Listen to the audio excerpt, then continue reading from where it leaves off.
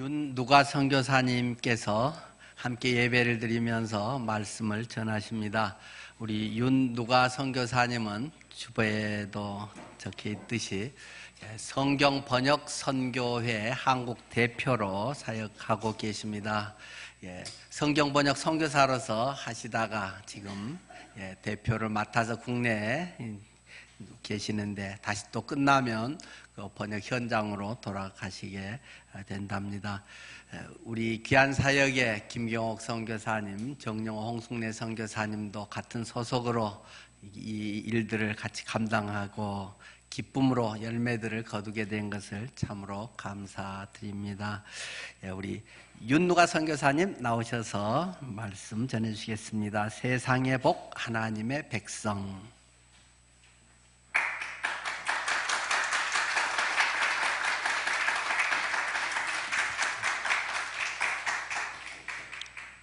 반갑습니다. 오늘 늘푸른 침례교회에서 이렇게 말씀을 함께 나누며 교제할 수 있는 특별한 기회를 주신 주님께 감사드립니다. 그리고 또 함께 주님을 예배할 수 있도록 또 교제할 수 있는 기회를 주신 목사님과 여러분께 감사드립니다. 저도 침례교회, 저희 단체는 초교파 선교 단체지만 저는 개인적으로 침례교회에 속한 또 침례교회 해외 선교에 속한 선교사고요. 또 저희 파송교회는 서울 침례교회입니다. 김용호 목사님께서 이 늘푸른 침례교회 개척할 무렵에 저도 좀 따라다녔습니다. 오늘 다시 한번 여러분 뵙게 돼서 정말 반갑습니다. 그리고 보니까 또 우리 존경하는 또 우리 권고식 교수님 여기 계시는데 정말 반갑습니다. 저희 성경번역 선교회는 여러분이 아마 잘 아시는 바와 같이 특히 또 오늘 목사님께서 주보에 이 성경번역 선교회와 관련된 또 내용들을 좀 여기 올려주셨습니다. 전 세계에는 약 7,000여 개의 언어가 있고요. 그리고 그 중에 성경 전서가 다 번역되어 있는 언어가 약 680개 정도, 약 아직 10%가 안 되는 언어만이 성경 전서를 갖고 있습니다. 1,534개 정도의 언어는 신약 성경만 갖고 있고요. 그리고 지금 성경을 번역하고 있는 과정 가운데 있는 언어가 약 2,500가지 정도 됩니다. 그리고 전혀 꼭 성경을 번역해야 될 언어임에도 불구하고 전혀 손을 대고 있지 못하는 아직도 한 구절의 하나님의 말씀이라도 기다리고 있는 언어가 약 1,500개 정도 되고 있습니다. 이 여러 가지 인터넷과 또 왕래가 빈번해지고 이런 기술과 또 여러 가지 무역 이런 발달된 이 사회로 인해서 많은 언어가 사라지고 있습니다. 앞으로 한 30년 후면 한 2,000개 이상, 많게는 3,000개 정도 언어가 사라질 거라고 말을 합니다. 그렇다 하더라도 약 4,000개에서 4,500개 정도 언어는 앞으로 계속해서 쓰여질 것이다 라고 말을 합니다. 저희 성경번역 선교회는 위클립 성경번역 선교회와 함께 이렇게 아직도 성경이 없는 자기 말로 자기가 이해할 수 있는 언어, 다른 말로 하면 공용어를 좀 안다 하더라도 자기의 영혼의 언어, 자기 그 모국어로 하나님의 말씀을 듣지 못하는 사람들을 위해서 성경을 번역하는 그런 단체입니다. 여러분, 이 성경 무슨 성경인지 보셨나요? 이게 바로 톤템 부언어, 톤템 부언어 신약 성경입니다. 이것이 이제 우리나라 GBT 성경 번역 선교사들이 번역한 19번째 신약 성경입니다. 굉장히 의미 있는, 우리가 130년 전에 외국 선교사님 존 로스와 맥켄타이어에 의해서 최초의 성경이 번역되고 그리고 그 뒤에 이어서 오는 선교사님들 통해서 하나님 말씀을 받았습니다. 이제 하나님께서 저희를 축복하셔서 저희 한국 교회도 또 여러분의 늘푸른 침례 교회도 다른 한 민족을 위해서 이렇게 섬길 수 있는 기회를 주셔서 이제는 우리가 받은 성경에서 주는 성경에 그런 섬김을 드릴 수 있는 그런 축복을 주셨습니다. 앞으로 계속해서 이제 이게 신약 성경이니까 구약 성경도 있어야 되겠죠. 구약 성경 번역이 아마 진행될 줄로 믿습니다. 많은 이 땅에 쓰고 있는 모든 언어들 가운데 신약과 구약, 성경 전서 66권이 다 주어지는 그날까지 아마 이 땅의 교회들은 계속해서 주님의 말씀에 순종해서 이 일을 할 것으로 생각합니다. 다시 한번 우리 늘푸른 침례교회가 우리 김경옥 선교사님을 보내주시고 기도해 주셔서 정말 감사합니다. 그리고 정영호 선교사님과 홍순례 선교사님을 보내주셔서 선교사들의 가정을 지원할 수 있도록 그렇게 섬길 수 있는 기회를 주셔서 정말 감사합니다. 특별히 우리 정 선교사님 가정은 인도네시아 파푸아에 가서 지난 4년 동안 사역을 하셨죠. 인도네시아 파푸아는 인도네시아까지 가려면 서쪽으로 한참을 7시간, 6시간 정도 가야 되죠. 가서 자카르타에서 다시 비행기를 타고 다시 동쪽으로 5시간 정도 옵니다. 그러면 거기가 파푸아거든요. 시간대가 한국과 똑같습니다. 만약 비행기에 현이 있다면 여기서 바로 쭉 내려가면 파푸아입니다. 그곳에서 사역을 하시고 또 한글학교 교장 선생님으로 한국 MK들, 선교사 자녀들이 한국적인 정체성을 가지고 자라날 수 있도록 그렇게 선교사 가정들을 도왔습니다. 지금은 무엇인지 아시죠? 한국에 돌아오셔서는 선교사들의 이제 부모님들이 약 양가 합쳐서 250분이 넘습니다. 선교사 부모님들을 지원하고 돌보는 사역을 하십니다. 어떤 분들은 선교사를 보내면 됐지, 선교사 부모님들도 챙기느냐 이렇게 생각을 하지만 곰곰이 생각해보면 선교사님들의 부모님을 돌보는 것 굉장히 중요한 사역입니다. 선교사를 보내놓고 늘 염려, 근심이 참 많으시거든요. 그럴 때 그들에게 자기 이 선교사들에 대해서 그분들의 자녀들의 사역에 대해서 말해줄 때 굉장히 힘을 얻으시고 뿐만 아니라 또 함께 모여서 기도할 수 있도록 섬깁니다. 그럼 그런 기도를 통해서 자녀들의 사역에 기도로 동참하십니다. 그리고 자기 자녀들만 기도했던 우리 부모님들이 다른 선교사들의 사역을 위해서도 기도하는 그런 일을 하십니다. 이걸 이렇게 해서 놀라운 일들이 계속 이루어지고 있습니다. 오늘 여러분과 함께 이 아침에 함께 나눌 말씀은 창세기 18장에 있는 말씀입니다. 창세기 18장의 말씀은 소돔과 고모라에 대한 내용입니다. 우리 창세기 18장 말씀 중에서 두 구절만 함께 읽도록 하겠습니다. 창세기 18장 세 구절 읽겠습니다. 17절, 18절, 19절. 제가 주보에는 19절부터 나왔는데 17절부터 19절까지만 읽도록 하겠습니다. 우리 짧은 구절이니까 우리 같이 합독해서 읽겠습니다. 여호와께서 이르시되 내가 하려는 것을 아브라함에게 숨기겠느냐?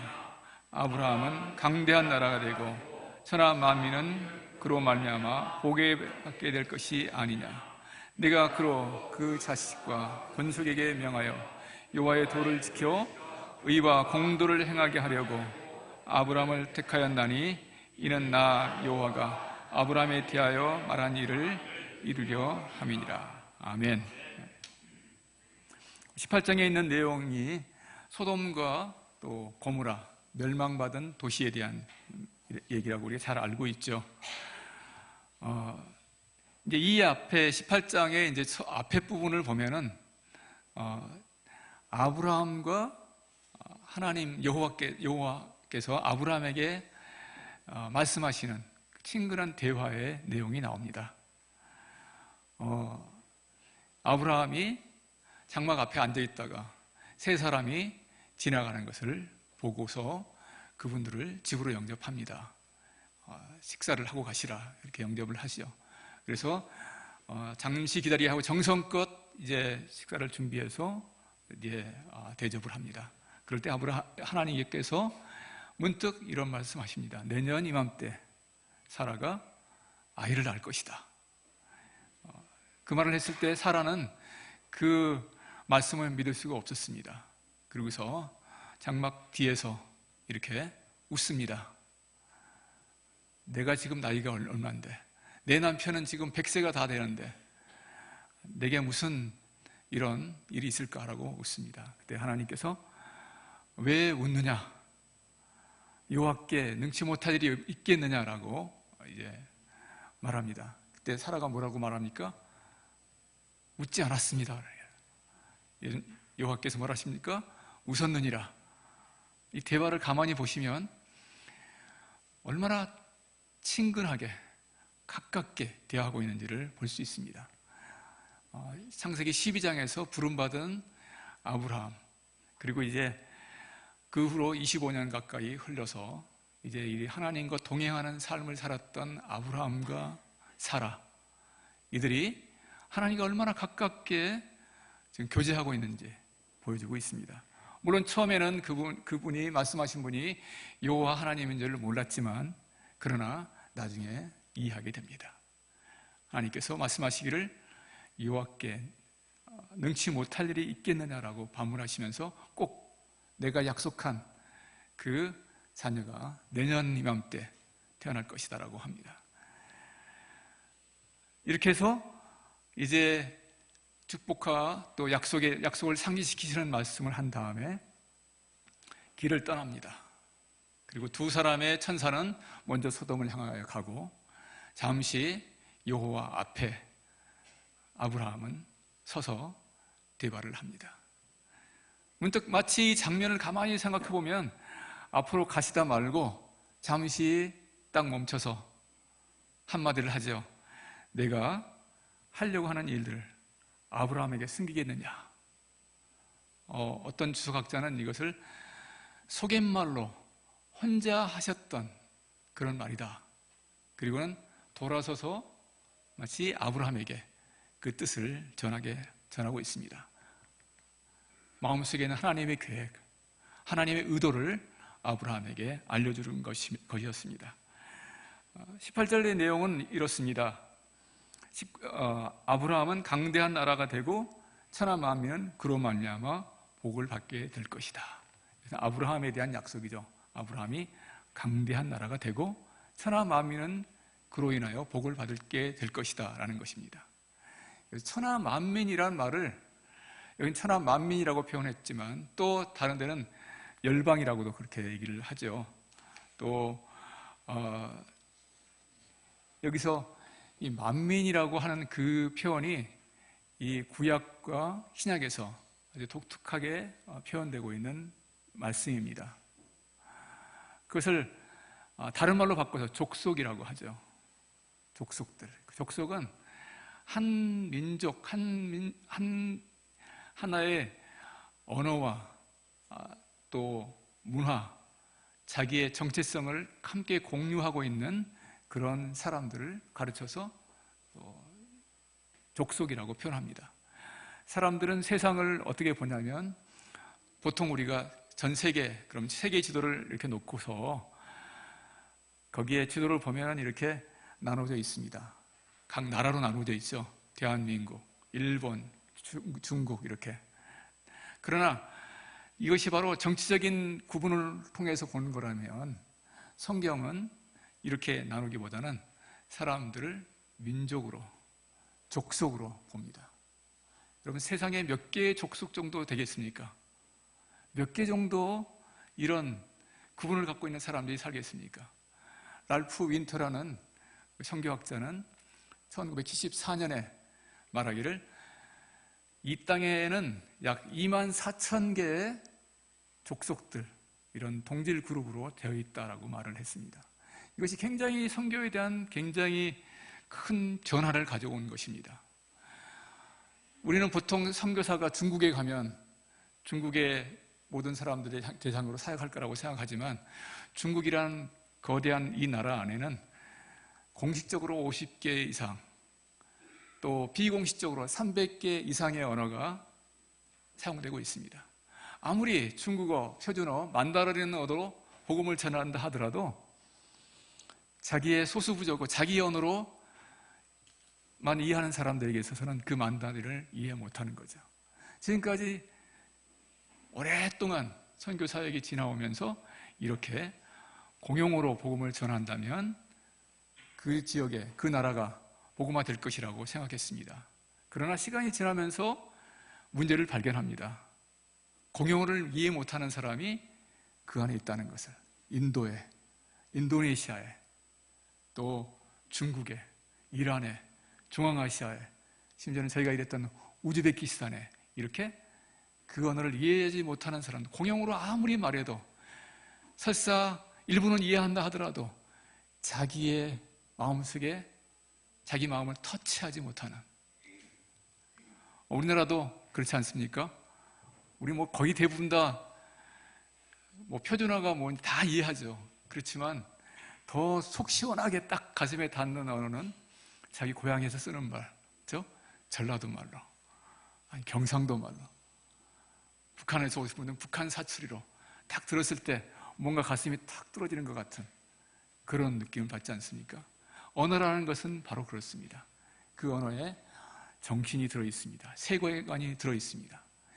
아니 우리처럼 이렇게 조금 사투리 정도가 아니라 정말 이해하기 힘든, 알아듣지 못하는 거라면 정말 다른 언어로 수없이 들어도 진짜 자기 마음을 터치하지 못하는 것이 이런 장벽입니다.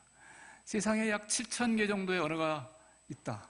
그 중에 상당수는 이제 24,000개에서 7,000개로 볼 때는 여러 민족이 한 언어를 쓰고 있는 것을 의미하고 있죠.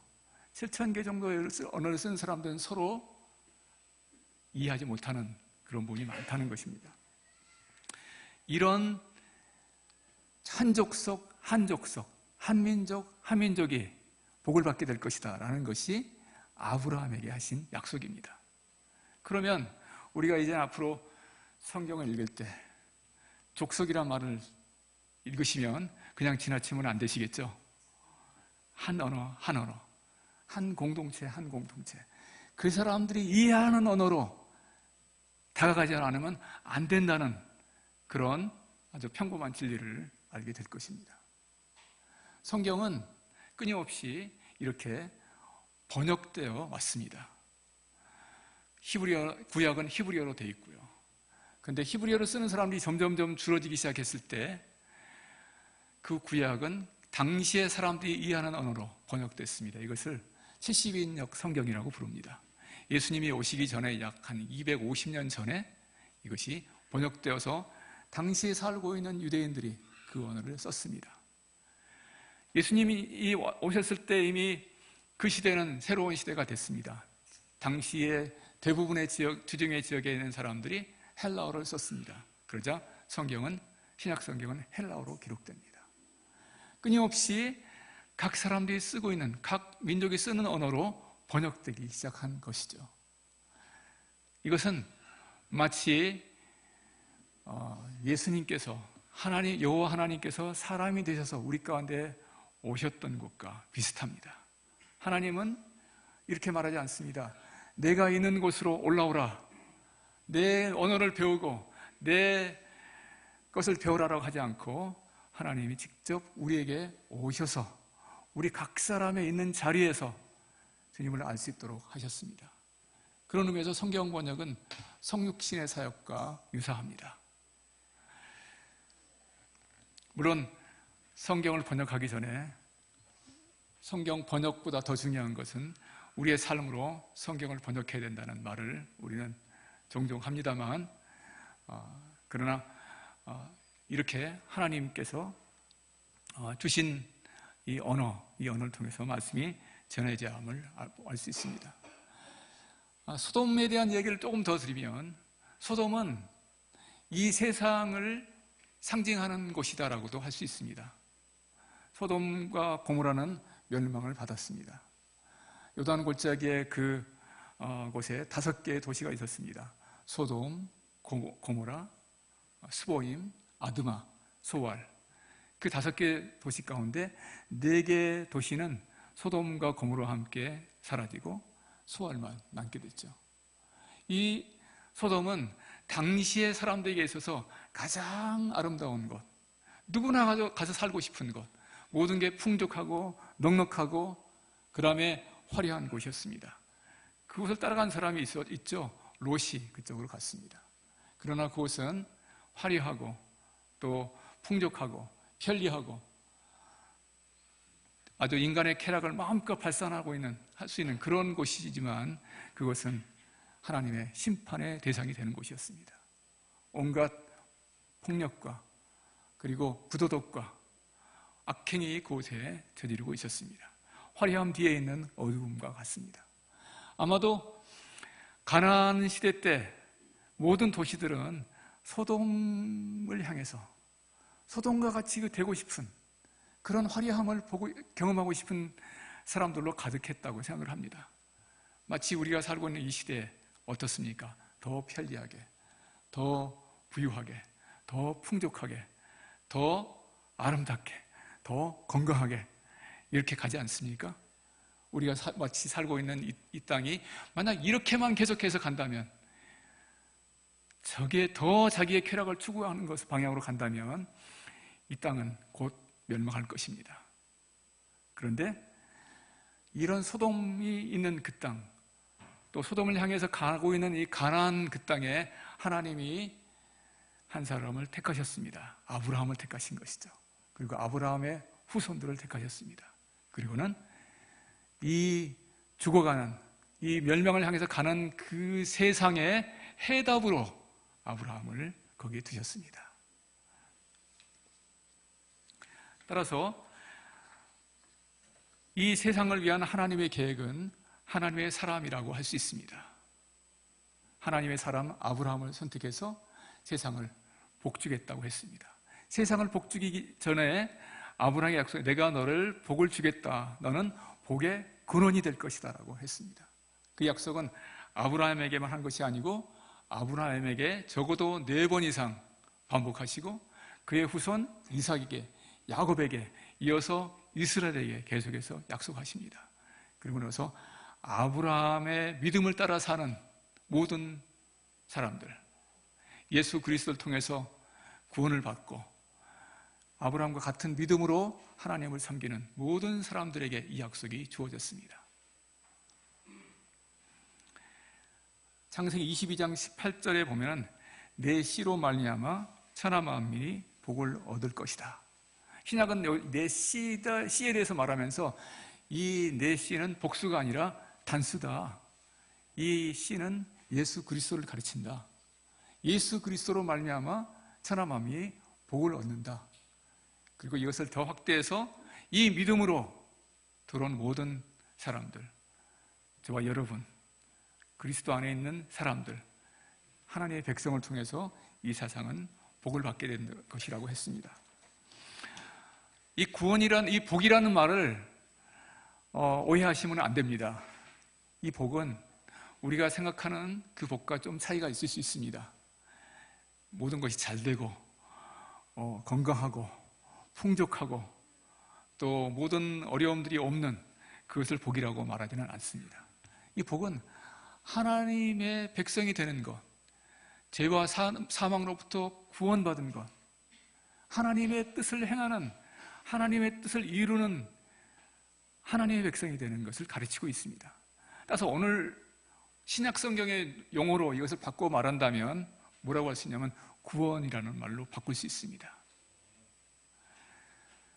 아브라함을 부르셔서 복을 주신 그 하나님이 이제는 아브라함을 통해서 세상을, 모든 만민을 복되게 만드는, 만민을 구원하는 역사를 이루신다는 것입니다. 이 말씀을 다시 한번 보면은 아브라함과 그의 후손이 어떤 사람인가를 한번 보겠습니다. 아브라함이 복을 받았죠. 그 복은 이런 복입니다. 어떤 상황에서도 그는 결코 넘어지지 않습니다. 어떤 상황에서도, 어떤 손해가 되는 그런 상황에서도 그 복이 있는 사람은 결코 그 삶이 황폐화되지 않습니다. 롯이 가장 좋은 땅을 선택해서 떠났습니다. 떠나게 된 배경은 이런 배경이었습니다. 롯과 아브라함이 점점점 가축이 많아졌습니다. 한 자리에서 같이 거할 수가 없는 그런 상태가 됐죠. 그때 성경은 이렇게 딱 보여주고 있어요. 그때 이 두 사람을 바라보고 있는 사람도 있었다. 어떤 일이 생기겠습니까? 롯의 종들과 아브라함의 종들이 자주 싸우는 거예요. 이 땅은 우리가 먼저 땅을 뜯길 거야 하면서 막 싸우고 있을 때, 그때 주변에 있는 가나안 사람들이 그를 이렇게 쳐다보고 있습니다. 성경은 그때 가나안 사람들, 여부스 사람들, 브리스 사람들이 거기 있었다라고 말하거든요. 그 얘기는 주변 사람들이 그들을 바라보고 있었다. 어떻게 바라봤을까요? 아, 이제 저들이 싸우는구나. 싸워서 박터지게 싸워가지고 이제는 저들이 이제 몰락하게 될 것이다 라고 생각하는 순간, 아브라함이 어떻게 합니까? 롯에게 네가 먼저 선택해라. 롯이 먼저 선택해서 요단 골짜기로 떠납니다. 그리고 아브라함은 황폐한 땅만, 황량한 땅에 남습니다. 이것이 바로 아브라함이 사는 방법이었어요. 문제가 생겼을 때 어떻게 합니까?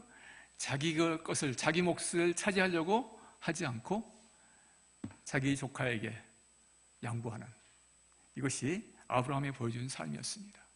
왜냐하면 하나님이 그를 복 주셨기 때문에 그가 좋은 땅을 선택하지 않아도 됩니다. 왜냐하면 아브라함이 선택한 그 땅은 복된 땅입니다. 하나님의 백성이 선택한 땅은 곧 복된 땅이 될 것입니다. 지금 다 쓰러져가는 어떤 것을 가졌다 하더라도 그 땅은 복된 땅이 될 것입니다. 그런 간증 참 많지 않습니까? 황폐한 땅을 찾더니 그 땅에서 기름이 났다, 이런 말도 있고. 이삭은 어떻습니까? 그의 아들 이삭은 이렇게 살았습니다. 이삭의 다른 별명은 우물파기 전문가입니다. 아브라함이 우물을 팠는데 그 옆에 블레셋 사람들이 이제 막 점점점 강한 그 세력을 형성하면서 우물을 뺏어가 버립니다. 이삭이 우물을 팠습니다. 그랬더니 블레셋 사람들이 와서 아주 자기 우물이라고 뺏어갑니다. 이런 황당한 일을 당할 때 그들은 순수히 그 우물을 줘버립니다. 그리고 또 우물을 팠습니다. 또 와서 뺏어갔습니다. 그러나 이삭은 아무런 반응을 하지 않습니다. 바보 같죠? 이 세상을 정말 바보처럼 살아갑니다. 그럼 왜 그렇습니까? 이삭은 또 우물을 팔 수 있기 때문에 그렇습니다. 사실 우물 파는 것이 쉬운 게 아니거든요. 요즘은 이렇게 기술이 좋아서 물이 있는 곳을 팔 수 있지만 당시에 팔레스타인에서 우물을 발견한다는 것은 엄청난 일입니다. 우물을 발견하면 가축을 기를 수 있고 사람이 살 수 있고 엄청난 것을 의미합니다. 우물을 갖고 있느냐 없느냐는 하늘과 땅의 차이입니다.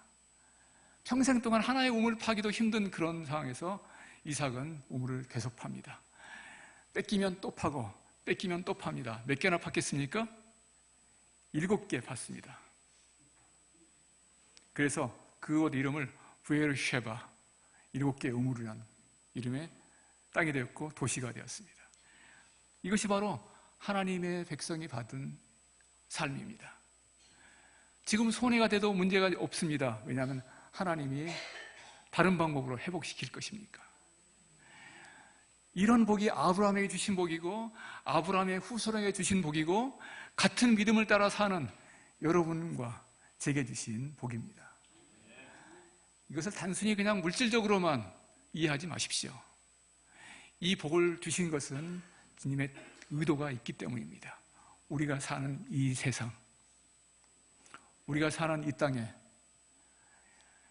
이 땅을 복되게 만들 그런 목적을 갖고 있는 사람입니다. 유명한 책 있지 않습니까? 목적이 이끄는 삶, 그대로 우리의 삶은 목적이 이끌어가는, 하나님이 그 목적에 의해서, 하나님의 목적에 의해서 이끌려받는 그런 삶입니다. 그런 삶을 우리에게 주셨습니다. 그 삶은 뭐냐면 우리가 누누이 같이 읽었던 대로 천하 만민이 그로 말미암아 복을 받게 될 것이다 라는 그 약속을 이루어가는 것입니다. 그러면 어떻게 하면 이 세상을 복되게 할 수 있겠습니까? 만약 우리가 모든 일이 우리가 잘 되는 것, 거기에 멈춘다면 과연 세상은 어떻게 생각할 거예요? 시기와 질투로 우리를 해코지하려고 하지 않겠습니까? 요즘 약간 그러지 않습니까? 초창기 우리나라의 역사를 가만히 보면은 예수 믿게 된 사람들이 부유한 사람들이 아니죠. 가난한 사람들. 저희 가정이, 저희 어머니 아버지가 예수를 믿게 된 배경에는 정말 우리 가정에 갖고 있는 불행한 일이 우리 가정을 주님께 믿게 만들었습니다. 저희 아버지는 시골에서 농사를 지은 분이었거든요. 농사를 잘 짓는 건장한 분이었습니다. 어느 날 농사 짓다가 뭐가 잘못됐는지 한쪽 눈을 실명하게 됐습니다. 그리고 나서 그 눈을 치료하기 위해서 열심히 막 한약방에 한의사한테 뭐 굿도 하고 또 막 별걸 다 했습니다. 그런 가운데 그날 얼마 되지 않은 농토를 다 허브레버로 말았습니다. 더군다나 다치지 않았던 다른 눈까지 다 실명이 돼서 20대 초반 막 결혼한 지 얼마 안 돼서 저희 아버님이 맹인이 되셨습니다. 시골에서 농사를 지을 수가 없게 됐죠.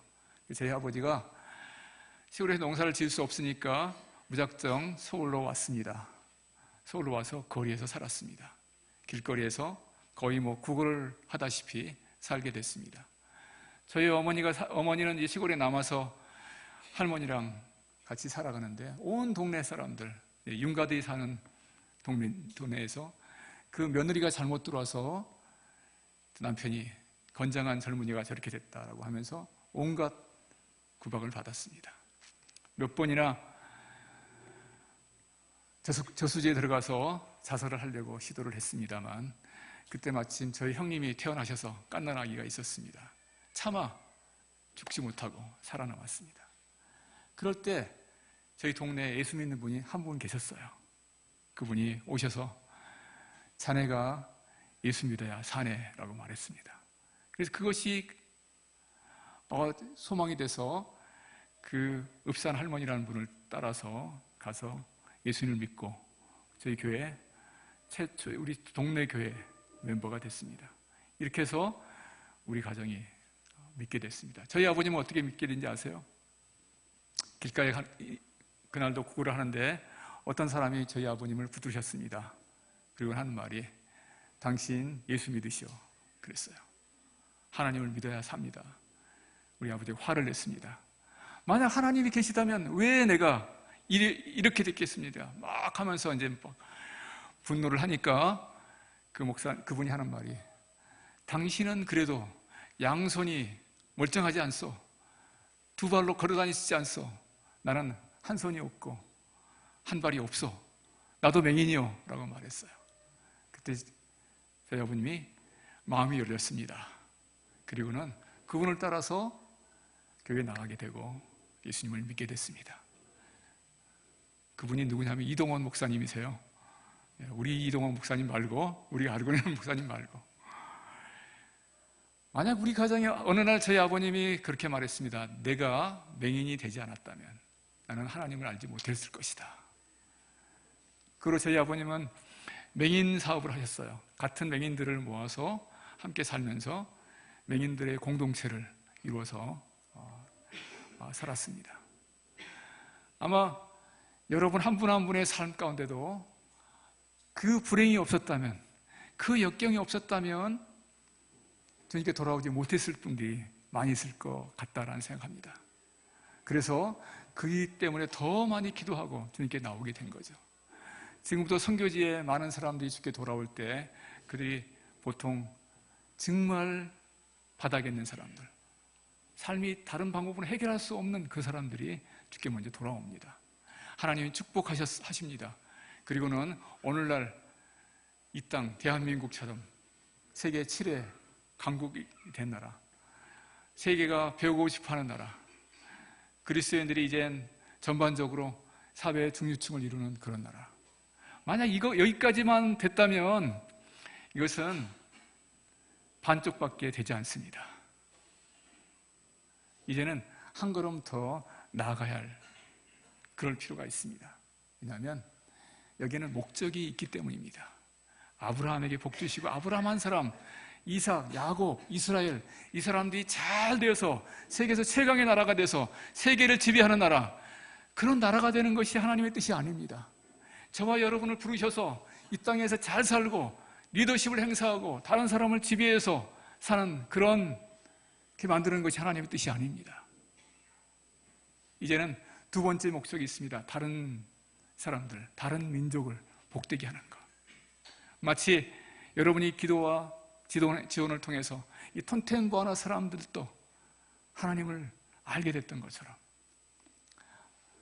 또 우리 땅에 나그나되어 우리 상에 왔던 그 사람들도 하나님을 알게 된다면, 여러분이 직장에서, 여러분의 사업체에서, 또는 여러분이 이웃 가운데서 나그네로 온 디아스포라들, 나그네로 온 사람들, 약 250만의 외국인들이 우리 한국에 산다고 합니다.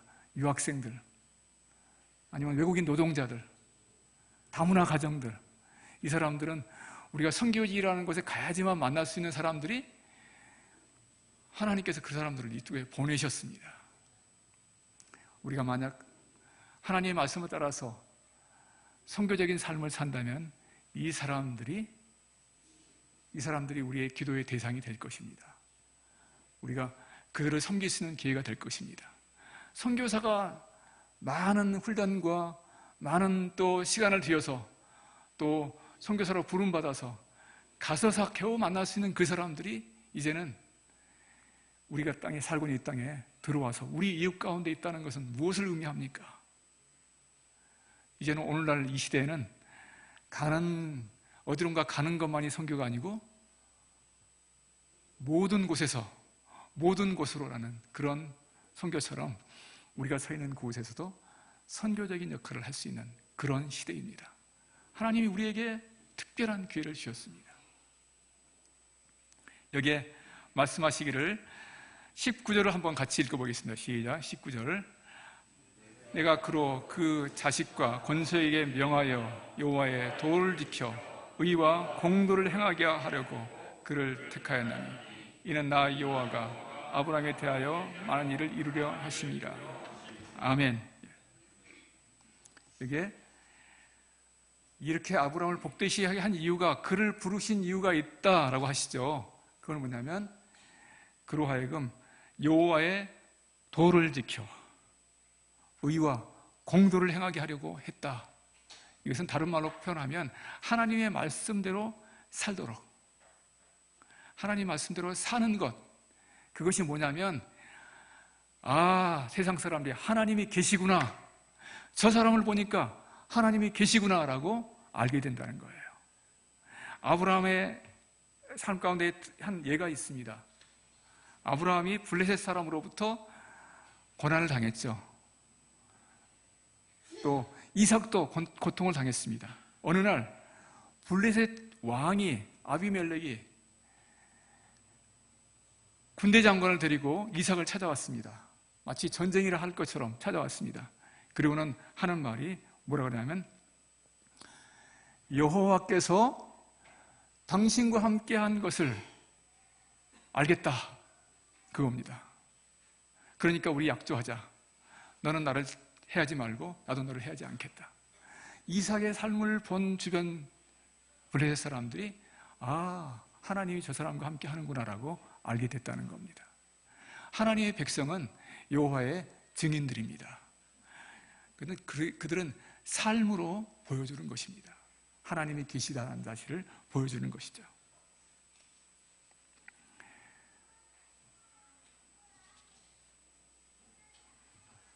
만약 우리가 여호와의 말씀을 따라 살기 시작하면 그러니까 여호와의 증인이 되는 것이죠. 이것은 오늘 다른 말로 바꿔 말하면 선교적인 삶을 사는 것이고, 선교사라는 말을 쓰지 않더라도 선교인으로 사는 것입니다.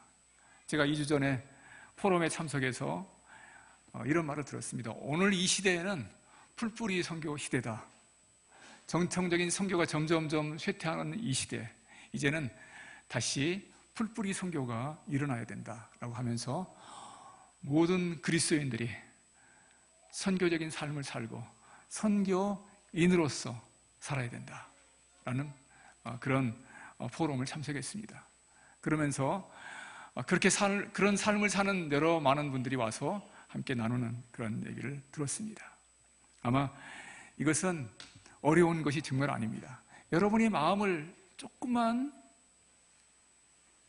돌려서 생각해 보면, 여러분이 우리의 그 울타리를 넘어서 조금 생각해 보면 아주 간단한 일입니다. 만약 요새는 학교마다 다문화 가정 아이들이 있다고 합니다. 우리 주일학교 아이들이, 정말 우리 믿음을 가진 아이들이 학교에 가서 다문화 가정 아이 하나, 왕따 당하는 어떤 친구에게 다가가서 친구가 돼주는 것, 그것이 그 아이가 할 수 있는 선교적인 삶을 사는 겁니다. 혹시 여러분 가운데 외국인 노동자를 갖고 계신 분이 있으신가요? 그 외국인 노동자에게 따뜻하게 한마디 해주는 것, 적어도 학대하지 않고 임금 떼먹지 않고 정직하게 대해주는 것, 이것이 바로 우리가 할 수 있는 작은 선교적인 한 걸음입니다. 정직하게 사는 것. 심지어는 저희 선교사도 참 힘든 일이나만, 이렇게 살기 힘들지만 그러나 정직하게 살려고 애를 쓰는 것, 넘어지더라도 다시 시작하는 것, 그것이 바로 선교적인 삶을 사는 것입니다. 약자를 돌아보고 나그네를 사랑하고 조금 손해보고 사는 것, 용서하고 때때로 필요하면 용서를 구할 수 있고 자기의 실수를 인정할 수 있고 나누어지고, 때로 조금 더 불편하게 사는 것, 아주 불편하게 아니더라도 조금 더 불편하게 사는 것, 좀 더 수고하고 자신의 말만 하지 말고 다른 사람의 말을 좀 들어주는 것, 이런 작은 일들을 통해서 하나님의 백성의 선교를 감당할 수 있습니다. 아브라함이 이 본문 이제 후반부에 보면은 여호와 앞에 섰습니다. 소돔의 멸망을 향해서 소돔을 심판하기 위해서 가는 여호와 앞에 아브라함이 서서 중보 기도를 하기 시작합니다. 이 모습이 무엇을 보여주고 있습니까?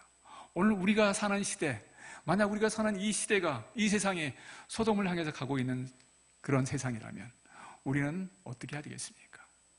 그 중간에 세상과 하나님 사이에 서서 중보의 기도를 드리는 이런 사람을 신약성경에서 뭐라고 말하냐면 왕같은 제사장이다, 그렇게 하지 않습니까? 왕같은, 우리는 왕입니다. 하나님의 자녀입니다. 하나님이 권한을 부여하셨습니다. 하나님이 기도를 들어주십니다. 우리가 선포한 대로 될 수 있도록 하나님이 권위를 주셨습니다. 그들이, 저와 여러분이 그 갭에, 그 중간에 서서 중보하기 시작한다면, 기도하기 시작한다면 세상은 달라집니다. 저희가 이런 기도카드를 만들었습니다. 제가 톤템부하라고 써있죠. 저희가 이런 기도카드, 민족들의, 성경이 없는 민족의 기도카드를 만들고서 그렇게 부탁을 합니다. 이 카드에 있는 대로 이 민족을 위해서 기도해 주십시오 라고 부탁을 합니다. 그러면 그 카드 한 장을 가지고 날마다 그 민족을 위해서 기도합니다. 이 민족도 하나님 말씀을 갖게 해주세요 라고. 제가 91년에 저희 가정이 성경 번역해야 할 곳을 이제 지정을 받게 됐습니다. 저희가 일하는 곳이 우즈베키스탄의 까라칼팍이라는 지역으로 가라라고 이제 저희 지역에서 말했습니다. 그래서 이제 저희가 이제 까라칼팍을 가야겠구나. 그래서 이제 가는데 컨퍼런스 때 영국에서 컨퍼런스를 하는데 컨퍼런스 이 대회에서 이제 저희가 사람들 앞에서 우리가 이제 앞으로 까라칼팍이라는 곳에 가서 그들 언어로 성경을 번역하려고 합니다라고 말씀을 드리고 사람들이 저를 위해서 기도해 줬습니다. 그러고 나서 이제 숙소로 저녁에 돌아왔는데 스웨덴에서 오신 선교사님이 저희 숙소 문을 두드렸어요. 너희가 까라칼팍으로 가려고 하는 그 가족이냐? 그랬더니 그렇습니다라고 했습니다. 그랬더니 하는 말이 저희 손을 딱 붙들더니 내가 오래전부터 까라칼팍에 성경 번역 선교사를 보내달라고 기도해 왔었다. 그런데 오늘 내가 하나님께서 내 기도를 들어주시고 계시다는 것을 알게 됐다. 그러는 거예요. 그분은 나이가 많아서 이제 선교지를 갈 수 없는 그런 선교사님이셨습니다. 이런 일이 참 많습니다. 하나님께서 이런 기도를 통해서 문을 여시고 사람을 보내시고 성경을 번역하게 하시고 역사가 계속되고 있습니다. 성경 번역뿐 아니라 놀라운 많은 일들이 이렇게 진행됩니다. 여러분이 아마 기도와 그 기도에 힘입어서 톤텐부어너 성경이 번역된 것처럼 여러분이 기도하는 곳곳마다 하나님의 놀라운 역사는 이루어집니다. 그래서 오늘날 이 시대 풀뿌리 선교를 선교적인 이 시대의 사명을 잘 감당하는 우리 늘푸른 침례교가 됐으면 좋겠습니다. 아마 이미 여러분은 많은 선교사님들 기도하시고 선교사를 파송하고 계시기 때문에 이것이 제가 하는 말이 새삼스러운 말은 아니라고 생각합니다. 그러나 선교사를 보내는 것만이 또 선교사를 지원하는 것만이 선교다라고 생각하지 마십시오. 여러분의 삶 현장에서 여러분이 담당해야 할 선교의 몫이 있다는 것을 꼭 기억하면 좋겠습니다.